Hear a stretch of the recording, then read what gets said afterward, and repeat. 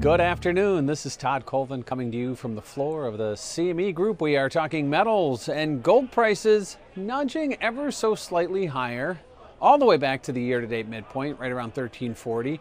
Kind of a level that's telling us it's kind of that Goldilocks level, not too good, not too bad. Still waiting for a moment that might take us north of 1350 or on a sustainable trade, or south of 1330, something we've been unable to do for quite a while. And so we're kind of right in the smack dab in the middle of that. Also the year-to-date midpoint. So that's obviously causing not a whole lot of fear, not a whole lot of angst. Likewise with equities selling off big a few times last week, but also rallying big like they are today. There's really no need to panic, and the defense that we've seen gold being used for is not necessary. So right now, everything's kind of status quo. But wait, there's more.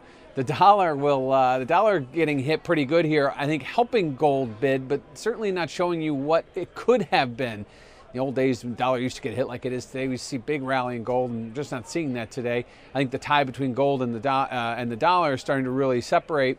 And if you look at what the CBO came out and said, that their budget deficits are going to be wider than expected, sooner than expected, certainly the dollar is hurting there. But again, gold is holding its own. The dollar is sort of out there. It's a little, I think it's more like an itch than anything else at this point right now. But we're seeing gold, nudge higher, I think, for a lot of different smaller reasons. Gold obviously, or dollar obviously, one of those reasons, just not as big as it used to be. And lastly, Fed policy. How is Fed policy going to affect gold? Well, obviously we see how it affects the dollar, or doesn't affect the dollar, because the dollar is very tied to fiscal policy. Yes, it is also tied to Fed policy, but recently, since we started raising rates, it hasn't really helped give the dollar a boost. Just go back to the beginning of 2017 and check your dollars then to where they are now, and you'll see the difference. And I think that as we go forward, this week we have CPI, we have PPI, two numbers that the Fed will watch but doesn't really use as their gauge. Obviously, the PCE is what the Fed uses as their best indication for inflation. And then you have the March FOMC minutes.